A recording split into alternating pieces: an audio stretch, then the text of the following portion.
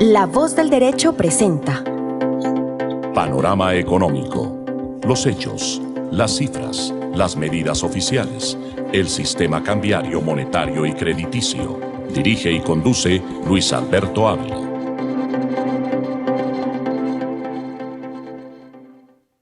Muy buenas tardes, bienvenidos a Panorama Económico con la dirección general del doctor José Gregorio Hernández Galindo. Hoy les acompañaremos Alejandro Velandia, Alberto Ávila, en el control máster de ingeniero de sonido Luis Daza. Y como siempre tenemos pues el análisis de los temas de la coyuntura económica internacional, pues que afectan la calidad de vida de todos aquí en Colombia y en general del mundo. Especialmente con el incremento, la posibilidad que se va a dar del incremento del precio del petróleo y pues los impactos que puede tener en el mundo en general por la situación misma de la nueva confrontación bélica en Israel, Palestina, Rusia, Ucrania, y estos efectos directos son, pues sube el precio del petróleo, sube el precio de la gasolina, también el tema de alimentos, el tema de logística internacional de comercio, porque muchas rutas realmente pues podrán cerrarse, muchas alternativas comerciales también podrán suprimirse teniendo en cuenta esta tensión que vive el mundo. Entonces, a veces los medios generales dicen, no, la guerra realmente es geográficamente está muy distante, pero el impacto es directo sobre cada uno de los países y obviamente puede tener brotes inflacionarios también. Entonces se le escapa a un país de cualquier naturaleza, de cualquier tendencia ideológica, controlar una inflación que es básicamente importada, porque viene de los costos, del incremento del precio del petróleo, el incremento de las materias primas y de todos los derivados, que eso naturalmente impacta en el precio de la gasolina. Un caso concreto, sube el precio del petróleo y también puede subir el precio de la gasolina en Colombia, porque si en este momento la meta es llegar a 16.500, que es el precio internacional del petróleo, y como lo hemos analizado acá, no tenemos la capacidad de refinación suficiente del petróleo, uno de los enfoques primarios debía ser incrementar la capacidad de refinación de petróleo en Barranca Bermeja, en Cartagena, y que pudiéramos refinar el 100% del petróleo que tiene Colombia y no hacer 60-40 como estamos haciendo ahora, que tenemos que exportar o enviar el petróleo para que refinerías en Estados Unidos lo puedan hacer esta transformación y después lo tenemos que importar en dólares. Esa es una de las razones por las cuales tenemos que equiparar con el precio internacional, porque no podemos importar en dólares y vender en pesos colombianos más barata la gasolina. Entonces ahí hay una explicación técnica. Otro tema también importante en este análisis es el tema relacionado con los impuestos. Tenemos, por un lado, la balanza de que tenemos un presupuesto cada vez deficitario, pero vamos a subir impuestos y no suban impuestos porque obviamente equilibramos el presupuesto. Y esas son las visiones generales del mundo. O sea, ¿cuáles son las ¿podemos alternativas? repetir eso? Sí, ¿cuáles son las alternativas? Subimos impuestos, bajamos gastos, o pues obviamente frenamos las actividades de inversión del Estado. Entonces esos son, dijéramos, los balances que tiene cualquier gobernante, de izquierda, de derecha, cualquier partido político. Porque usted llega al Estado como presidente de la República, como ministro de Hacienda, si tenemos austeridad para reducir los gastos y poder pagar deuda externa o poder cumplir con las inversiones, o bajamos, o la otra alternativa, hacemos más crédito, o la siguiente alternativa, que es desde luego más impuestos. Pero hay otra alternativa que es la mejor de todas, ¿no? Sí. Pero si quiere, termina y... Sí, por eso. Entonces, ese tema de austeridad se trabaja a nivel global. O sea, inclusive todos los políticos al unísono lo dicen en un momento determinado. Tenemos que hacer austeridad. Pero si se hace austeridad en un momento determinado extrema, o sea, se lleva al extremo que el Estado no invierte, no hace ninguna actividad, pues lleva a una recesión económica, naturalmente, a una inactividad económica, a una desaceleración de la economía en primera instancia y después a una recesión económica. Y lo están viviendo los países. En la medida en que subimos la tasa de interés, pues disparamos todos los costos, subieron los costos para las empresas, para las familias, disminuimos la capacidad de producción, bajamos producción y al tener menos oferta, pues generamos también un ciclo de inflación vía subir las tasas de interés. Entonces, esos fenómenos económicos, naturalmente, hay muchas miradas y en eso hay que respetarlas. Está la mirada... Como mirar la lógica, ¿no? Claro, mirar la lógica y mirar los distintos puntos de vista. Eso es lo importante acá en Panorama Económico. No estamos comprometidos con un solo pensamiento. Y la idea es que se escuchen diversas versiones. Cómo piensan los gremios económicos, cómo piensa la academia, cómo piensan los actores del mercado. Y eso enriquece la producción y la visión que tiene Panorama Económico frente a los distintos temas. Profesor Alejandro, bienvenido a Panorama Económico en La Voz del Derecho.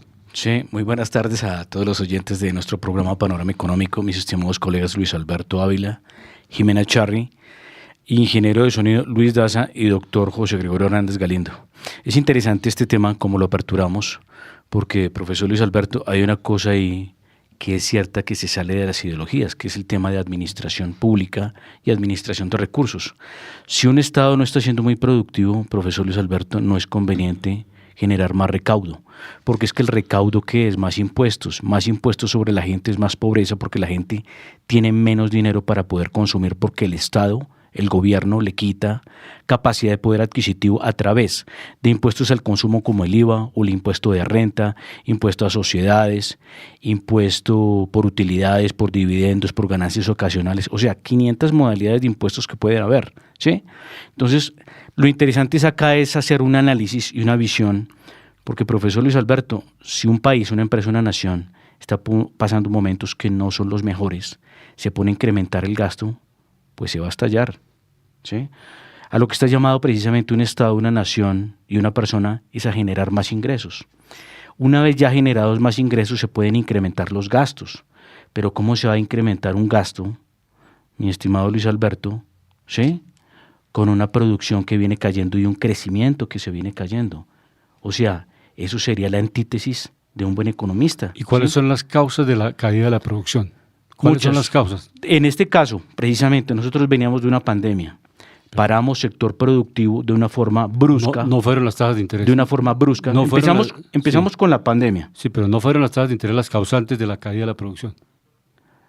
Yo hablo desde la pandemia. Sí, es que hay que mirar desde atrás. Sí, perfecto. Entonces, al haber un paro brusco de la producción y al emitir mucho dinero en el mercado, se creó la inflación, porque se hizo un desbalance de masa monetaria versus producción y servicios, ¿sí? Que es lo que generan las empresas.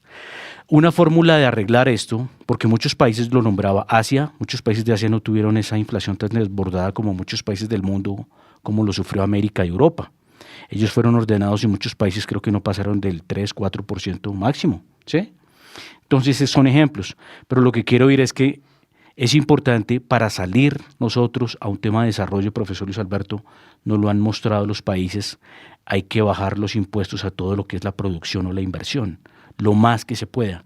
Si se incrementa, usted empieza a asfixiar a las empresas, porque ya no les queda mucha renta, no les queda mucha utilidad ni dividendos en el ejercicio que hacen las empresas. Una empresa, el objetivo de ellas también es sobrevivir a través de la generación de valor, que es eso que queda entre los gastos, los costos y los ingresos. Los ingresos tienen que superar a los egresos. Ese es el modelo perfecto que lleva a muchos países precisamente a la prosperidad, como el tema de Irlanda, el tema de Singapur, que es tan importante, ¿no? Pero, por ejemplo, miramos los indicadores internacionales que son tan importantes. Miramos el índice dólar. Recordemos que el índice dólar es la referencia que se toma del dólar comparativo con la cesta de las 6 monedas más importantes del mundo, en el cual se encuentra el yen, el euro, la libra y otros. Hoy está en los 105,98 y está cayendo el 0,06%. Viene fortaleciéndose en los últimos días el dólar. Y esto precisamente por lo que tiene que ver con la incertidumbre a nivel global, ¿no? Pues obviamente como hay mucho nerviosismo, pues muchos se tienden a refugiar en dólar.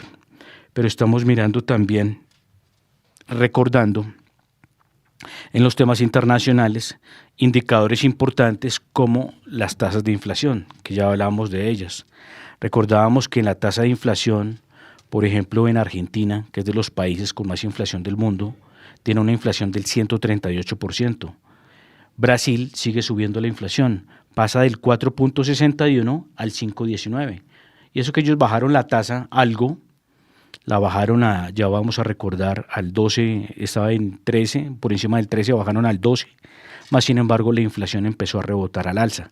En el caso de Canadá, la inflación sí bajó, pasó del 4 al 3.8, China pasó del 0,1 al 0, la zona euro también baja la inflación, toda la zona de Europa, los países que hacen parte del pacto, zona euro, del 5.2 al 4.3, Francia queda estable en el 4.9, Alemania 4.5, México 4.45, miramos países energéticos, gran potencia exportadora, Arabia Saudita pasa del 2 al 1.7, baja la inflación. Reino Unido queda estable en el 7% y recordábamos que Estados Unidos sigue estable, la inflación de la última revisión al 3.7% porque mirábamos que la anterior igual fue el 3.7%.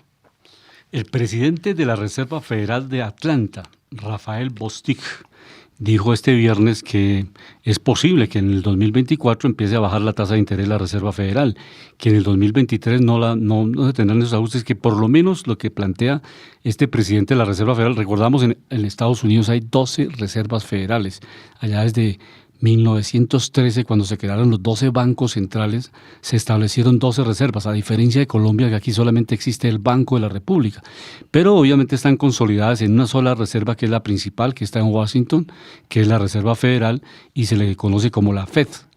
Este mecanismo, entonces, en este caso el presidente de la Reserva Federal de Atlanta, una de las 12 reservas de los Estados Unidos, pues también tiene sus opiniones. Entonces él dice que lo práctico es que este año no suba más la tasa de interés, la Reserva Federal, y que para el año entrante pues empiece a hacer el descenso de las tasas de interés. Ese es el planteamiento que él hace desde la mirada de Atlanta. Pero repito, hay 12 reservas federales y hay una combinación, porque son esos 12 bancos más importantes de los Estados Unidos, combinado con la acción del Estado que constituyeron la Reserva Federal. Eso es una combinación. Cambio aquí en Colombia, lo que hay son 7 economistas que hacen parte de la Junta Directiva del Banco de la República. Algunos no son macroeconomistas y no tenían mucha experiencia. Son codirectores, ¿no? Está alguna hija de una exministra de Trabajo, que fue asesora del expresidente Álvaro Uribe, que no tenía la experiencia básica en macroeconomía. Pero sin embargo, pues a veces aquí las decisiones políticas llevan a que mucha gente ocupa un puesto sin tener los requisitos, y eso se da en todos los gobiernos. En distintos gobiernos se da eso, que la palanca puede más que la meritocracia. Entonces, esas 7 miembros de la Junta Directiva del Banco de la República de Colombia son los que toman las decisiones, y en ellos, al interior del Banco de la República, hay un equipo técnico que evalúa permanentemente, pues obviamente, los mercados internacionales, los mercados nacionales, cuáles son las tendencias en el mundo de las tasas de interés, cómo está manejando la Reserva Federal la tasa de interés en los Estados Unidos, y toman la decisión o mantener la tasa en el mismo lugar, 13.25, o subirla, o empezar a hacer un descenso, como lo ha manifestado el ministro de Hacienda, que este año la tasa de interés debe empezar a bajar como una medida de recuperar, de reactivar la economía colombiana. Entonces, esta es una referencia importante de la Reserva Federal de los Estados Unidos, específicamente del presidente de la Reserva Federal, que ha tomado por lo menos esta posición de que el año entrante, Bostic ha planteado que el año entrante empezará a bajar la tasa de interés en los Estados Unidos. Profesor Alejandro, ¿cómo estamos? Sí, es muy importante recordar esto que estábamos precisamente hablando y estar mirando que lo importante es cuadrar los balances, ¿no? Precisamente hablábamos de la matemática, que los ingresos tienen que superar a los egresos. Entonces lo importante es que se tenga un manejo juicioso. Recordamos que, por ejemplo, en Estados Unidos la meta de inflación es el 2%. ¿Estamos correctos? En Colombia la meta de inflación es el 3%. Entre el 2 y el 4. Sí. La meta, o sea, el Banco de la República tiene una franja y dice que la meta de inflación debe estar entre el rango del 2 al 4%. Sí, pero si lo va a mirar en la lista, aparece 3%. Sí, pero el Banco de la República, los de la Junta, tienen ese rango. Sí, obviamente, se puede fluctuar, pero la meta es 3. 2 al 4%. Y en Estados Unidos es el 2. Pero hay que mirar precisamente esa parte, que es importante también decirle a los economistas que una economía sana es una economía en superávit, ¿no? O sea, que es una economía en superávit que genere más ingresos que los egresos, porque muchos economistas, o que hacen llamar economistas, porque es que yo llamo un economista, es una persona que es sabia, es consciente en los balances y no se deja llevar solo por las teorías económicas, que muchas de ellas no funcionan, ya se ha comprobado, ¿sí? Porque una teoría económica que cada rato busca emisión de dinero sin ir precisamente a mirar en los indicadores que generan superávit, pues es una economía que va a estar desbaratada. China, por ejemplo, nos los muestra con el tema de producción. Empezaron a generar más producción que importación, más exportación que importación. Crearon siempre un balance positivo superávit que los llevó a crecer. Caso de Alemania, caso de Japón, que son países revelación, y países nuevos de la nueva generación que ya vienen a ser un modelo con bajos impuestos: Singapur, Irlanda, Emiratos Árabes Unidos y otros países del Golfo. No por nada Luis Alberto, Arabia Saudita empezó a tomar la política de Emiratos Árabes Unidos, que es cual empezar a traer mucha inversión extranjera, cambiando muchos temas de política, bajar los impuestos a las sociedades, bajar impuestos al consumo y bajar otro tipo de impuestos. Van a volver del Medio Oriente un hub logístico. Falta esperar si con estos problemas que están pasando entre Israel y Palestina, pues obviamente esto torpedee un poco lo que puede llegar a suceder en esta región, que puede ser también una jalonadora de la economía mundial y global. Pero hoy les vamos a presentar a un invitado que viene precisamente por el Centro Democrático, él va para edil, ya les indicaremos en un momento, se lo presentaremos y continuaremos precisamente con los datos de panorama internacional, pasando también con temas de mercado internacional como bolsa de valores, que es tan importante. Estábamos mirando que el petróleo venía subiendo un poco precisamente por el tema que comentábamos entre Palestina e Israel. Biden solicita 116.000 millones de pesos. Eso es lo que significa. Biden. Primero, el presidente Biden le solicita al Congreso de la República 116.000 millones de pesos.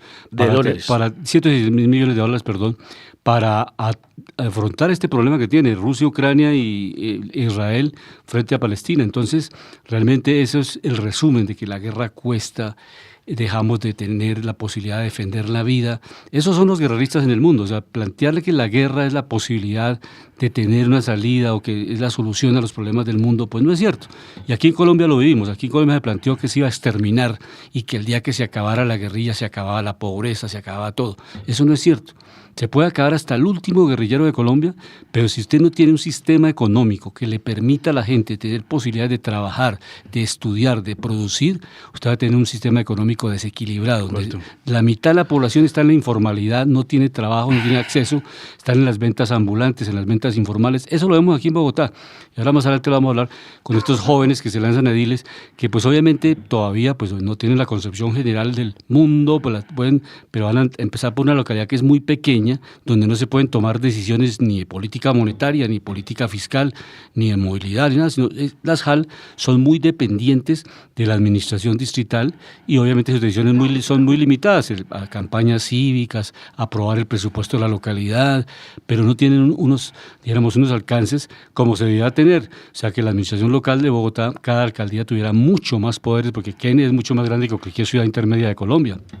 Entonces, acá, pues los ediles tienen un rol, pero no es el rol fundamental, protagónico, que puedan hacer grandes proyectos de acuerdos. Son a nivel local, pues unas resoluciones, unos acuerdos locales, pero que no inciden en el cambio de modelo económico de la ciudad. Ni siquiera el alcalde lo puede hacer. O sea, si el modelo económico no se cambia a nivel nacional, no lo puede hacer ni un gobernador ni un alcalde. O sea, aquí no puede usted elegir un alcalde progresista, porque ni siquiera ya ese concepto de izquierda y derecha existe.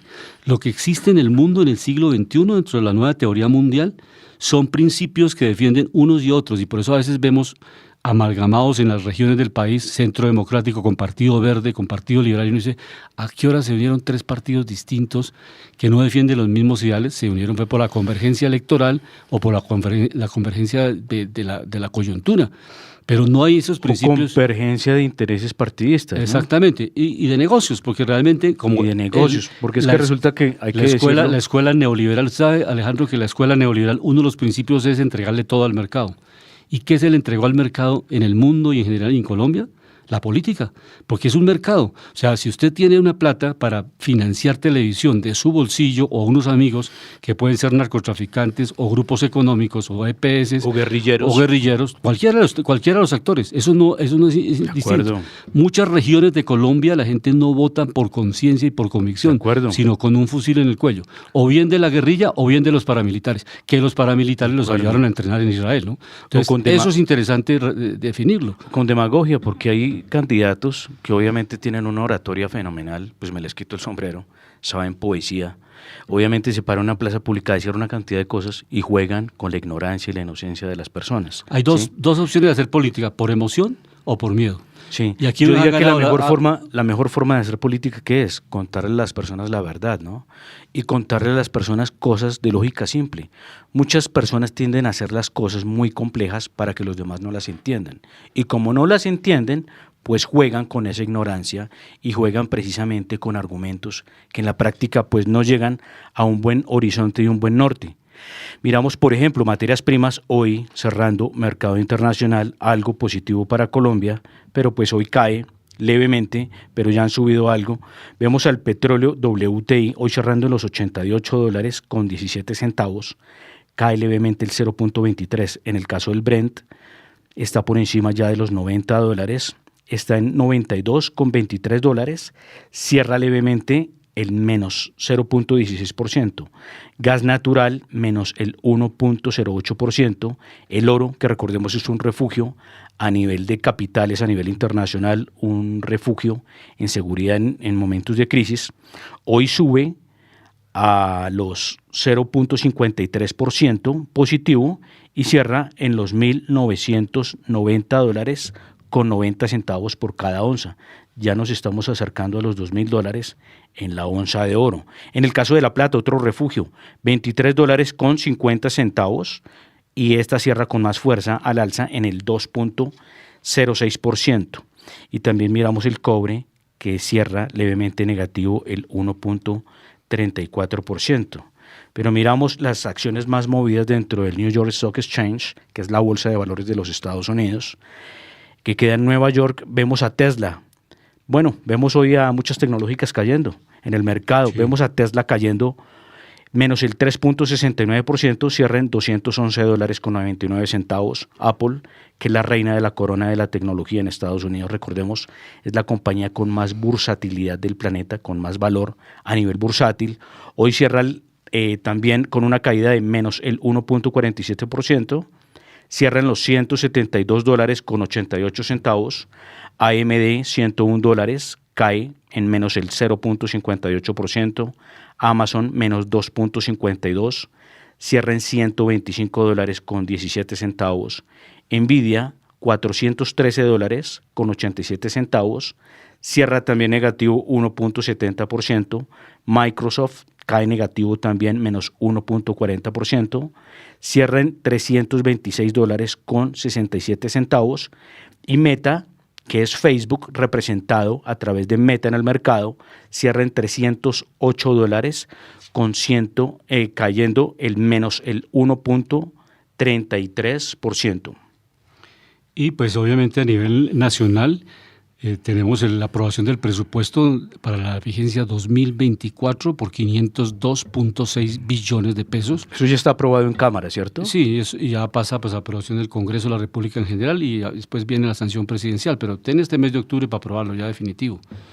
Si no lo aprueba el Congreso, lo puede expedir por decreto del Gobierno Nacional. Pero hay un Profesor, consenso, una pregunta ahí, precisamente abriendo el análisis de lo que usted hablaba al principio, que es importante para que quede acá en el programa.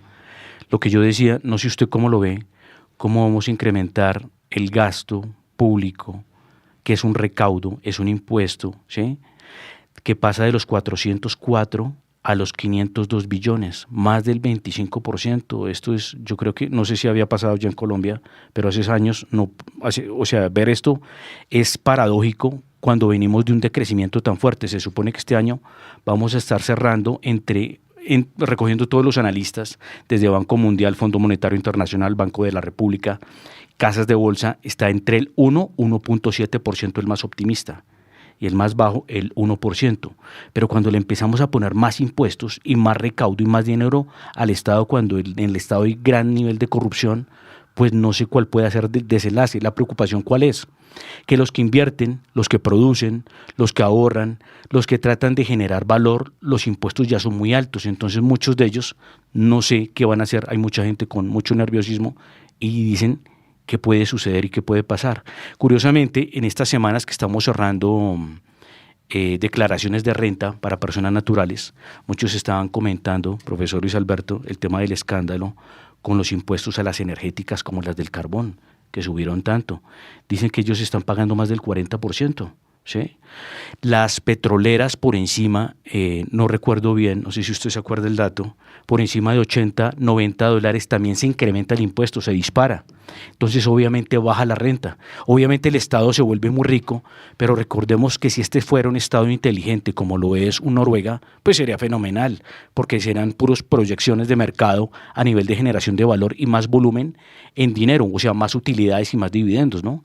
Pero no sé usted qué análisis pequeño hace sobre esto. Sí, ahí yo creo que darle a la audiencia los recursos que van a quedar para cada sector. Por ejemplo, para educación, pues es un rubro muy grande, 70 billones 455 mil millones de pesos. Para salud y protección social, 61 billones 508 mil pesos. Para defensa y policía está en tercer lugar, 56 billones. Hacienda está en 47 billones. Trabajo queda en 44 billones. Transporte está en 15 billones y también tenemos inclusión social que queda en 15 billones. Entonces, este es un mapa que interesa mucho más a la audiencia ver qué recursos se están asignando. Antes se le asignaba el primer puesto de presupuesto al Ministerio de Defensa, eran los 70 millones, ¿no? Antes de darle a la educación. Entonces, ¿usted qué quiere? ¿Preparar la gente, educarla o comprar armas para acabar la gente? De acuerdo. Esas son las dos opciones que tiene un Estado. Pero lo que pasa es que hay que contarle a la gente que este país venía cerrando milenio, empezando los 2000, venía con un problema muy grave de delincuencia, de guerrillas. La gente no podía salir ni a Melgar porque ya habían retenes por todo lado, pescas milagrosas, vacuna, extorsión. Bueno, usted sabe la historia, sí. Más que cualquier persona, profesor Luis. Los jóvenes hoy en día no saben eso, no saben el calvario que le tocó vivir a Colombia. Pero precisamente hoy les vamos a presentar a alguien que sabe de los temas, los ha estudiado también. Les presentamos hoy a Felipe Jimeno. Él es un bogotano de 30 años, graduado del Gimnasio Campestre con una formación profesional en Ciencia Política y Relaciones Internacionales. Tiene una especialización en Comunicación Estratégica de la Universidad Sergio Arboleda. En 2019 se postuló como candidato a edil, destacándose por su iniciativa llamada Charladitos por Usaquén. A principios del 2020 denunció el caso del elefante blanco en Corferias durante la administración de Claudia López. Sería interesante que nos hablaras, por ejemplo, sobre esto, que es algo de control político. Y también en el año 2021 fue presidente de la Junta de Asociación de Acción Comunal del barrio Bella Suiza y Ginebra, donde se destacó por impulsar las preocupaciones de la ciudadanía por ausencia de iluminación pública, que es tan importante para la seguridad. También fue voluntario en la revocatoria de Gustavo Petro, en el plebiscito por el no en la campaña del presidente Iván Duque. También fue presidente, ya lo decíamos, del barrio Bella Suiza, Ginebra, y también vamos a hablar con él de todo el tema de control político. Recordemos que él también es un estratega político, ha estado vinculado al Partido Centro Democrático. Entonces, pues, bienvenido a este programa Panorama Económico, hoy día viernes, cierre de la economía a nivel global, donde nos vas a contar precisamente cuáles tus experiencias, cuál es tu bandera, cuál es tu visión como nueva sangre que viene en la administración pública, cómo mejorar esa eficiencia de la que hablamos para que pueda haber superávit. Yo creo que ya entendemos acá que es un superávit, que es un déficit. Déficit es cuando el dinero no nos alcance, tenemos que pedir prestado. Superávit es cuando en el ejercicio de nuestra operación nos quedan unos ahorros, un sobrante, una utilidad que lo podemos invertir para generar más valor social, pero que vaya tendiente a la producción. Entonces acá les presentamos precisamente a nuestro invitado del día de hoy, Felipe Jimeno, que va a un puesto a edil por la localidad de Usaquén. Bienvenido, Felipe, y los micrófonos son tuyos. Alejandro, al profesor Luis Alberto, muchas gracias por esta invitación y pues a todos los oyentes, muy buenas tardes. Sí. Empecemos, usted bien mencionaba, y el profesor Luis Alberto hablaba de la juventud, que la juventud ha olvidado un poco la historia y en estos casi 7 años como profesional he trabajado en el sector privado asesorando congresistas y sé muy bien cómo funciona la dinámica legislativa. Y viendo lo que ocurrió ayer en Cámara de Representantes deja muchos cuestionamientos. Por ejemplo. Mire, una de las cuestiones... O sea, ya se sabe que acá hay mermelada y que eso pasó a punta de mermelada. Eso no es un secreto para nadie. No. Y sin duda alguna la Cámara siempre ha sido rebelde, irreverente en todos los gobiernos. ¿Pero por qué fue tan permeable? ¿Sabe algo? Yo creo que el gobierno de Gustavo Petro entendió que la dinámica en Senado no era por ahí donde tenían que jugar muchos de sus proyectos y de sus iniciativas, y cámaras más fácil poder jugar burocráticamente, y llamémoslo esa famosa mermelada que nos dejó el concepto de Juan Manuel Santos. Las dádivas. Porque en los departamentos, esos recursos que se necesitan dentro del Plan de Desarrollo Nacional, pues muchos de los congresistas necesitan recursos que lleguen a sus departamentos para iniciativas de educación, infraestructura, vivienda, bueno, en fin, aunque este gobierno es el que mató la vivienda en Colombia, pero dejan este sinsabor, vuelve la redundancia, porque un gobierno que no ha ejecutado ni el 63% de los ministerios, de las carteras de los ministerios, ahora quieren más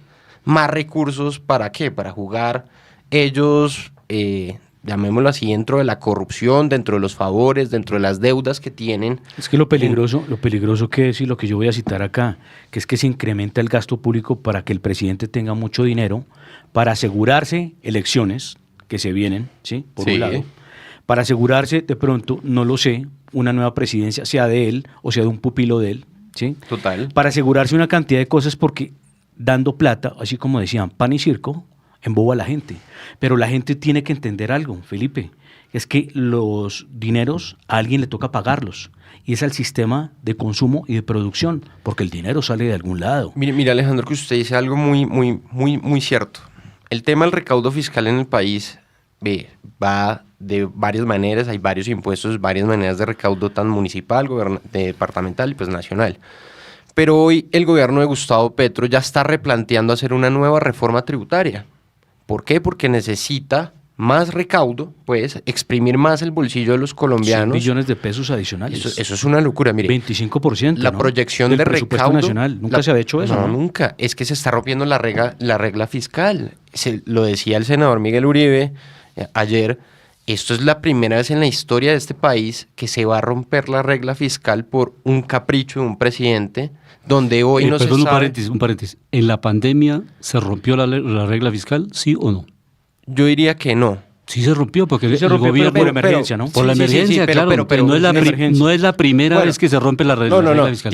Tiene toda la razón en esa parte. Eso a los oyentes para que la diferencia. Pero hay que explicar una diferencia. Pero no es la primera vez, Alejandro, no es la primera vez. Pero hay que explicar la diferencia, ¿no? Obvio, es una emergencia, hay que hacerlo. Fue una emergencia claro, hay que hacerlo. Caótica. Hay que hacerlo. Pero obviamente eso no se puede llevar así. Y se despilfarró recursos en las vacunas que están ahí perdidas. Precisamente, si se despilfarra más... Se despilfarraron recursos en las vacunas. Precisamente. ¿Estaba enterado? Pero claro. Pero si se despilfarra más, ¿qué puede suceder, no? Claro. O sea, si nos desbordamos en el gasto y le quitamos ese margen de producción, de renta a las empresas, pues ¿qué va a pasar? Se van a quebrar, se van a ir.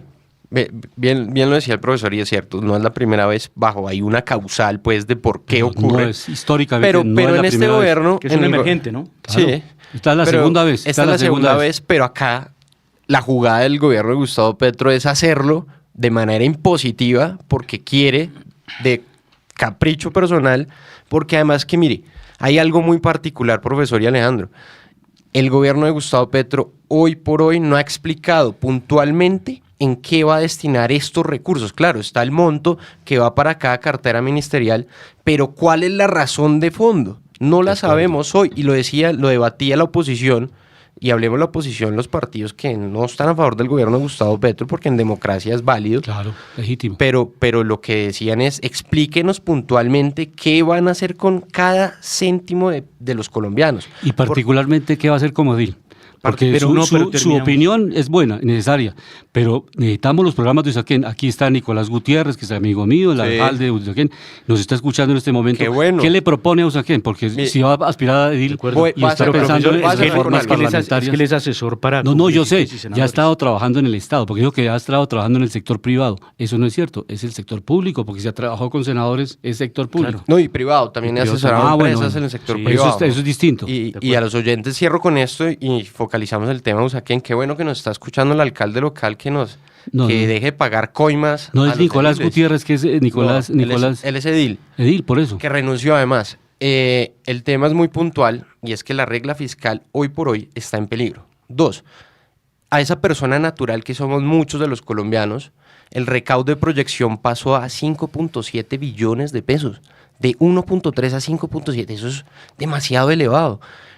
¿Por qué más bien no volvemos un Estado más pequeño, más puntual, más objetivo y acabamos tantos contratos, tanta burocracia innecesaria? Mira, haciendo un paréntesis, si viste la creación de un nuevo ministerio, cuando toca ahorrar, se puso a crear un ministerio de la igualdad que supuestamente, no sé si estoy bien en el cálculo, solo ese ministerio 500.000 millones. Más o menos. De Francia Márquez, más otras cosas que se vienen dando. Yo digo, ¿por qué no se le da un ejemplo y por qué no se respeta a la sociedad? Es el dinero de la gente. O sea, el presidente no puede tomar acá el bolsillo de las personas generando pobreza, porque eso es pobreza, hay que explicarlo. Si yo le quito a Luis Alberto capacidad de poder adquisitivo, si le quito capacidad de poder adquisitivo a Felipe, ¿yo qué estoy haciendo? Metiéndole la mano al bolsillo y creando pobreza. Un Estado como sale adelante, ya lo nombraba. Irlanda y Singapur bajaron el impuesto a las sociedades al 15%, a la inversión el 15%. Son los países que ya ocupan dentro de los 5 primeros PIB per cápita más altos del mundo. Ahí está incluido Suiza, Singapur, Irlanda y otros 2 países que se me escapan, pero en esa moda también viene Emiratos Árabes Unidos, que viene ahí cerca detrás. Perfecto. Entonces esa es la moda precisamente de por qué hacer un Estado eficiente del gasto, que no le podemos decir más mentiras por favor a las personas, no los enredemos. Y obviamente, mi querido Luis Alberto y Felipe, aquí el propósito de Panorama Económico es sentar las verdades con los números y las para que la distintas posiciones. Claro, profesor. Las distintas posiciones, pero no es una sola posición. La verdad. Todas las escuelas de pensamiento son bienvenidas aquí al programa. Neoliberalismo, estructuralismo, Sí. las personas que son... Pero la lógica se tiene que dar en el de todos los resultado. modelos económicos los aceptamos, porque yo como profesor universitario los enseño, Sí. el monetarismo, el keynesianismo, todas las escuelas de Y el pensamiento bienvenidas. y el resultado y final, el enfoque ¿no? suyo, y el enfoque suyo no lo compartimos mucho. un tema de mercados. Pero eso se trata, de eso se trata, que aquí Pero haya dígame todo. si no es bonito, es Vamos como- a escuchar al presidente de Ecopetrol, a Ricardo Roa, que nos va a plantear de un nuevo pozo de gas que se ha encontrado y que le va a generar riqueza, como usted dice. Escuchemos a Ricardo Roa, presidente de Ecopetrol. Es muy importante para Ecopetrol anunciar hoy al país y a nuestros accionistas este nuevo hallazgo. Estamos confirmando el éxito del pozo exploratorio Glaucus 1, que comprueba una nueva acumulación de gas natural significativa, actividad que hemos desarrollado sin incidentes de seguridad y que nos permitirá adicionar volúmenes también muy importantes a los recursos ya descubiertos en el área de Gorgón. Este logro se hizo en sociedad con Shell, un aliado que como compañía operadora en el sur del Caribe colombiano, región que ha demostrado grandes oportunidades muy valiosas para incorporar volúmenes significativos de gas natural al país, en nuestro principal propósito de garantizar la seguridad energética. Importante porque hay una alianza con las empresas privadas, que no es cierto que el modelo económico esté rompiendo con la empresa privada, el capitalismo sigue, Profesor, hay cambios en el pero modelo. impuesto. Y otro tema importante que es la ciberseguridad en Colombia. La Asociación Colombiana de Economistas, de la cual presido, vamos a hacer el 2 de noviembre un evento bien interesante sobre ciberseguridad, inteligencia artificial, derechos humanos, que es una correlación, una ecuación muy importante en la cuarta revolución industrial. Y pues es un evento internacional porque tenemos una alianza con Boeing de Chile, con otra de las empresas muy importantes, Yuken de España, y también se nos ha unido Bolivia, Ecuador y Perú. Entonces va a ser un intercambio bien interesante, va a ser 100% una conferencia virtual, que tendremos la oportunidad de hacer 90 minutos de intercambio de profesores, de gente que está trabajando mucho en la ciberseguridad, en los protocolos internacionales de cómo mejorar la capacidad de las empresas para evitar los hackeos y la pérdida de información que ya lo hemos tenido en Colombia. Entonces nos complace aquí en Panorama Económico presentar este evento que, repito, como presidente de la Asociación Colombiana de Economistas, lo estamos lanzando y ya está circulando por diversas partes del mundo. Hay ya más de 100 inscritos de varias partes del mundo, de países de España, de Chile, de Bolivia, de Colombia. Entonces es realmente un evento satisfactorio para esta etapa que está viendo la humanidad. Estamos en la cuarta revolución industrial, pero con grandes riesgos que se le metan a usted. Ya no es el ladrón, ya no es la guerra de guerrillas con fusiles, ya es la guerra informática, donde ustedes se le meten a sus computadores y le roban todos los datos, y ustedes le meten a su cuenta de ahorros y se la roban toda. Sí. Entonces, esto es como los protocolos, como la necesidad de que las empresas se modernicen y acepten que debe haber una consultoría. La Cámara de Comercio de Bogotá va a hacer un trabajo con las pequeñas y medianas empresas, también para adiestrarlas y para generar una cultura de la ciberseguridad y un departamento técnico que permita que no todo el mundo maneje las contraseñas y que no todo el mundo maneje los protocolos en la empresa y que nadie responda. De acuerdo, precisamente esos sistemas se crean ¿para qué? Para proteger el valor, para proteger la información y para proteger esa ciencia que tienen las empresas, que es el know-how, precisamente.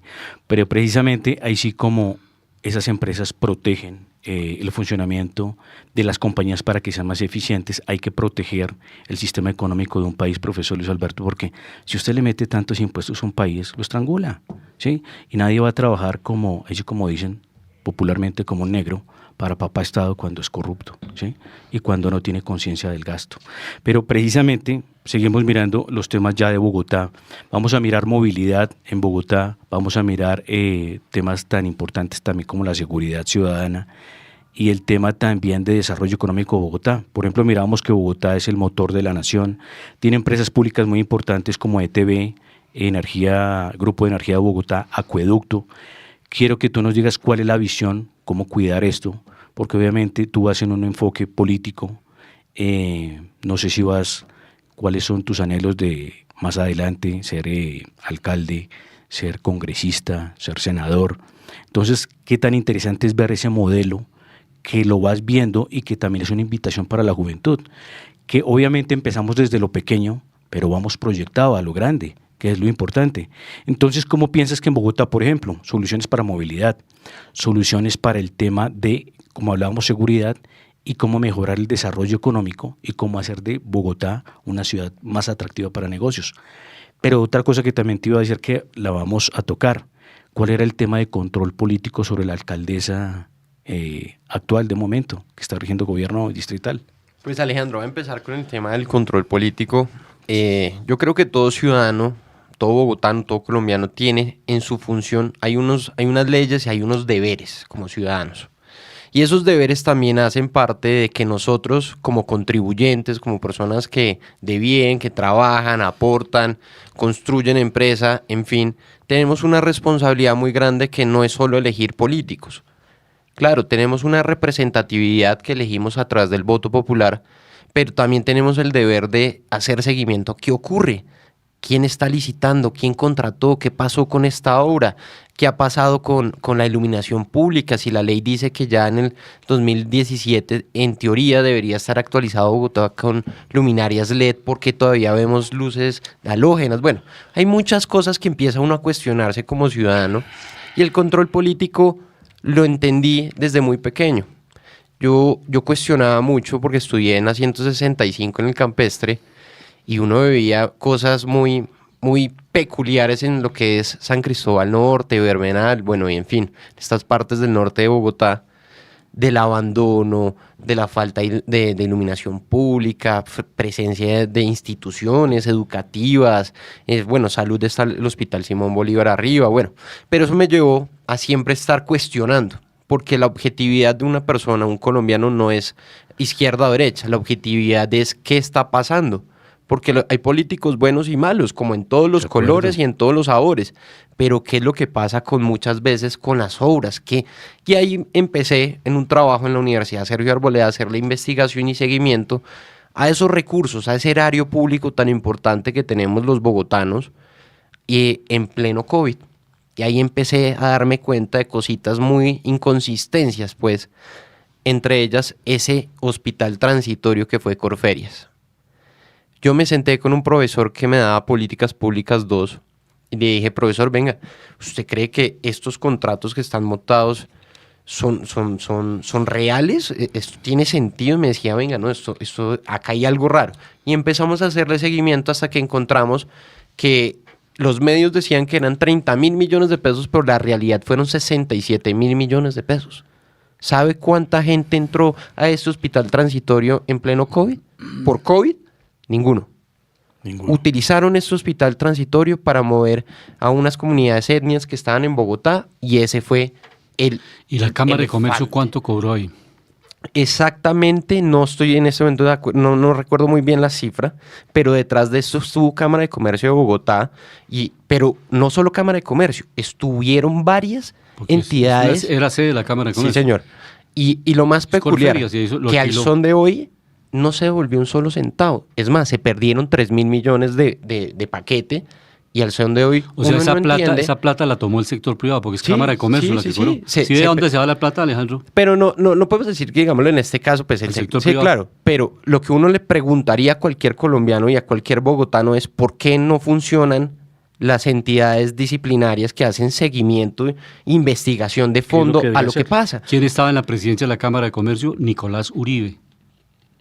Era el presidente de la Cámara cuando se hizo. Por eso, pero o sea, ¿dónde están las instituciones que hacen control? ¿Dónde está la Procuraduría, la Contraloría, la Personería de Bogotá? ¿Por qué nunca? Mire, 4 años, porque ya se acabó esta la alcaldía de Claudia López, 4 años y la Personería de Bogotá, al son de hoy, no ha sacado una notificación final de qué pasó con los recursos de ese elefante de Corferias. Pero ahí en ese paso seguí trabajando y empecé a hacerle seguimiento a la tercera valorización que nos metieron a los bogotanos, donde hoy en la localidad de Usaquén tiene casi unas 14 obras, hacen parte de esas valorizaciones que conectan entre Suba, Usaquén, y no están ejecutadas. Y lo más peculiar es que de esas 16, 2 están ahorita activamente, pero no van ni el 40%, y las otras están totalmente congeladas y muertas. Entonces me empecé a sentar con los residentes de Santa Bárbara Oriental, Santa Bárbara Central, y empezamos a hacerle seguimiento qué estaba pasando. Miren, una obra de Molinos, que era una ciclorruta que conectaba desde Suba para arriba a los cerros, duró una obra que tenía estimado más o menos 12 meses, al son de hoy van 24 meses y no la han terminado. ¿Usted se imagina como propietario de su propiedad horizontal eso, o ¿por qué casa? tanta ineficiencia y quién es el que debe hacer control sobre eso y por qué no lo hace? Ahí entra esa labor, que el edil finalmente tiene un marco de gestión y de función pública muy corta, porque hay que decirlo, tampoco el edil va a ir a solucionar todo, pero el edil es el primer eslabón más importante de la jerarquía política. El edil es zonal. El edil es el que está con usted, conmigo, sentándose a hablar qué está pasando para ir a llevar ese mensaje de comunicación a las entidades pertinentes y empezar a hacer control político. Porque muchas de las obras que no son de la valorización, pero que nos llenan en polisombras verdes en Usaquén, son parte de la alcaldía local. ¿Y por qué el edil no está citando el día siguiente un debate de control político al alcalde local? ¿Por qué no lo hace? Mire, usted se debería cuestionar como ciudadano en su localidad ¿cuántas veces han citado a debates de control político a su alcalde local? Y usted se sorprende que son muy pocos los que tienen las agallas y la figura de hacer control político y veeduría. Es que cada centavo, cada plata que se va para una ejecución de una obra, sea de malla vial, sea de infraestructura, sea para un colegio, lo que sea, tiene que tener seguimiento. Y eso es lo que debería hacer un edil. Yo tuve el honor de presidir como presidente de Junta de Acción Comunal en el 2021 y algo que aprendí y valoro al 100% es que uno ejecuta recursos públicos y privados. Eso. Y en el barrio de la Bella Suiza... Ojalá que eso lo entiendan todos los políticos, ¿no?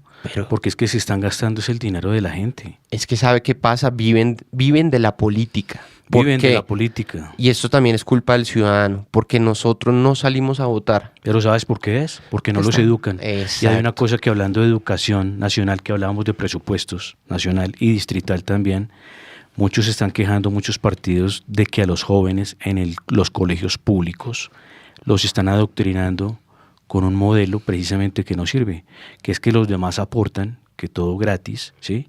Que el que produce es malo, que el que quiere ser rico es malo, ¿sí? Que el que quiere generar empresa es malo, cuando lo que un profesor tiene que hacer es ayudar a que la gente quiera generar evolución y desarrollo a través de los sectores económicos, creando empresa, ¿no? O creando también inversión.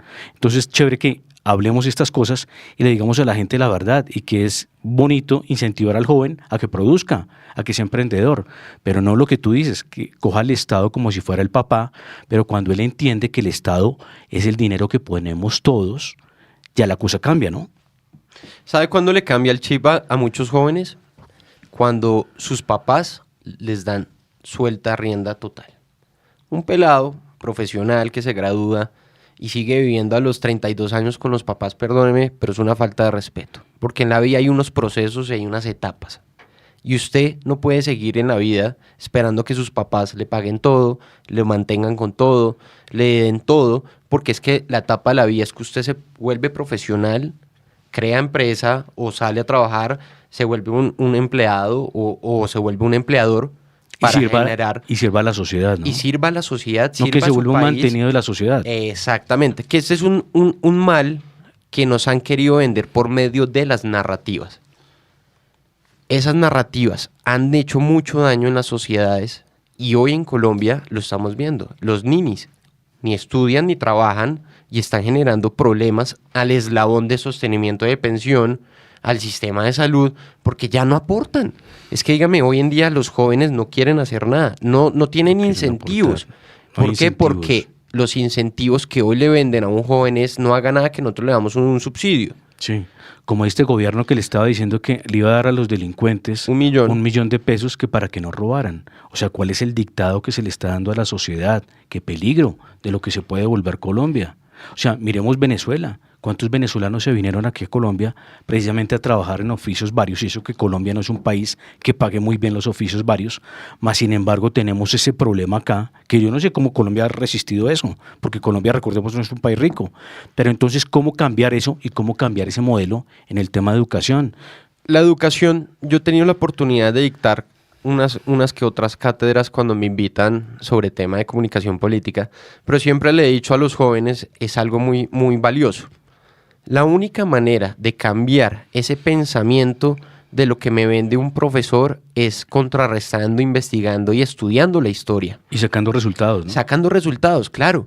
Acá las narrativas se volvieron que todo lo que es policía, fuerza pública, Estado y derecha, disdibujada esa derecha, es lo malo, pero ser parte de una persona que mató, secuestró, extorsionó, violó, en fin, todo lo malo, los categóricos malos, está bien, se justifica. Entonces mire cómo se ha vuelto hoy la balanza dentro de los tan rara, ¿no?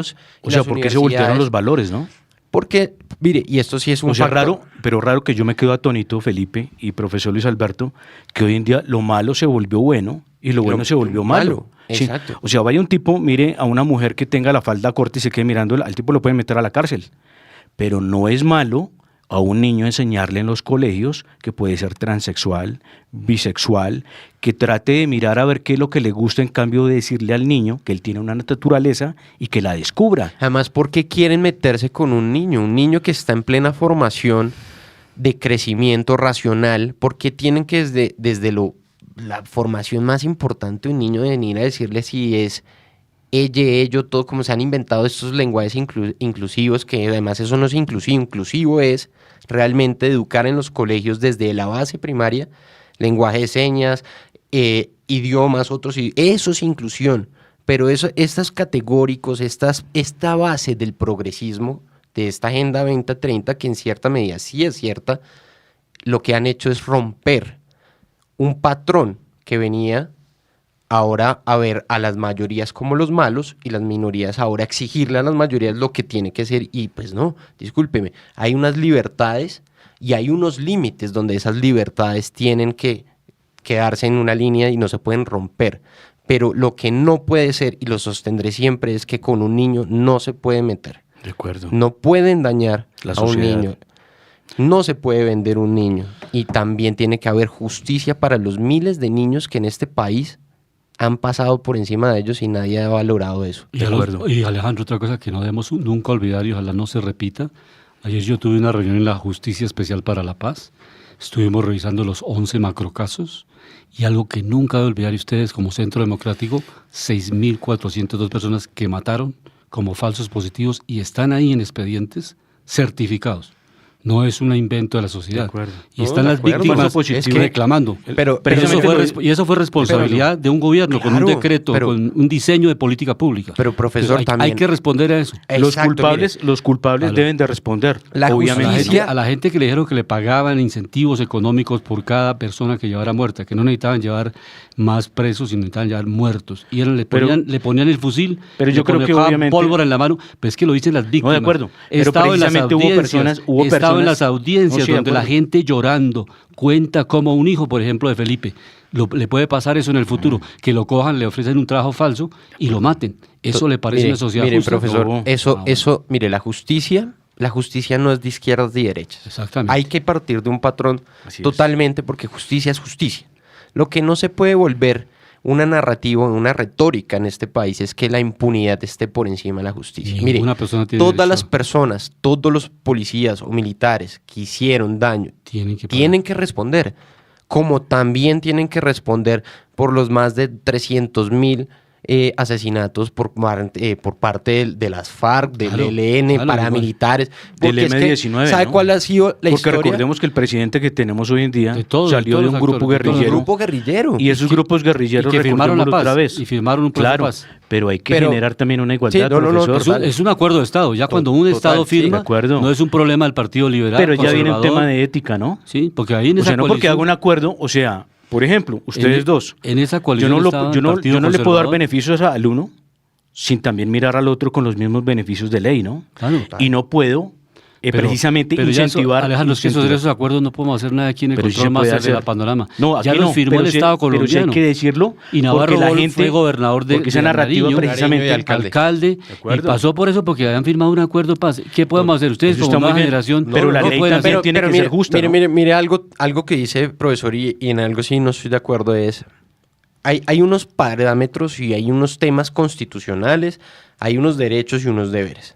Cuando el plebiscito por el no ganó el no, Sí. se pasaron por la faja una decisión democrática que pues algunos los que están a favor del sí dirán, no, pues que ganó por un margen, no importa, ganó el no, ¿cierto? ¿Qué es lo que uno le cuestionaría hoy a cualquier estado? Y a cualquier- constitucionalmente Déjalo era terminar. obligatorio hacer un plebiscito para aprobar la paz. O sea, ¿quién no va a estar de acuerdo con la paz? No, total, es que el que No el era que necesario. Lo que diga pasa es que el col- presidente Santos, por dárselas de pero- valiente, se metió a un exactamente, plebiscito que pero, no era necesario. pero ganó el no. Sí, sí, eso me es cierto. entiende? En La esa parte, matemática es una sola. legítimamente, Sí, la matemática mire, es una sola. Sí. Acá hay siempre estado los dos dilemas, porque finalmente cuando usted vota por un presidente, usted vota a favor de su plan de gobierno, Claro. ¿cierto? Claro, el plan de gobierno de Juan Manuel Santos era la paz, y en eso no podemos debatirlo Claro, porque y- estaba y- dentro de su plan y de es un gobierno. hecho. Pero legítimamente la decisión también del pueblo colombiano fue que no quería este acuerdo bajo estos parámetros. Porque hoy lo que uno más le duele, y yo sí se lo digo, profesor, con mucho cariño, es que a mí, gente que alzó las armas, que no ha sido capaz de reconocer sus hechos, hoy nos vengan a dar cátedra de ética y moral en el Senado y la Cámara de Representantes. Porque el valor más sencillo, ver a una mamá víctima, como el tema de los falsos positivos, como una mamá víctima campesina de las FARC, Sí, del lado y lado. ELN, del lado y Del lado, lado, claro. no se le dé el valor que merece. Eso es donde está el problema de la justicia. De acuerdo. Acá todo. Hay un tema mire, ético, ¿no? Además, ya la JEP dijo, acá el general responsable Rito Alejo del Río. de los falsos positivos tiene que responder. Y él lo dijo, aceptó Porque cometió el porque error. cometió el error. Llegamos al final. Pero sí, final, antes de llegar al final, de Panorama. 30 segundos. últimas 30 palabras. segundos. ¿Por qué votar por Felipe? Bueno, miren, yo los invito a que voten por el control político que se merece la localidad de Usaquén. Necesitamos hacer veeduría y seguimiento a los recursos públicos de todos los bogotanos. No puede ser posible que de 11 ediles más del 7%, más del 70% sean personas que llevan más de 15 años en una junta administradora local. Es momento de apoyar nuevos liderazgos, pero con experiencia, con preparación y con objetividad. Un color político no define una persona, lo define es el trabajo que ha hecho por Bogotá. Listo. Muchas ¿El número gracias. para votar? Mire, Centro Democrático número 91 y los invito a que construyamos juntos Usaquén. Muchas gracias. Muchas gracias, Felipe, por haber estado en este programa. Llegamos al final de Panorama Económico con la dirección general del doctor José Gregorio Hernández Galindo. Les acompañamos hoy en la mesa de trabajo Alejandro Velandia, Alberto Ávila en el control máster del ingeniero de sonido Luis Daza. Hasta la próxima oportunidad. La Voz del Derecho presentó Panorama Económico. Los hechos, las cifras, las medidas oficiales, el sistema cambiario, monetario y crediticio, la agricultura, la industria, en La Voz del Derecho.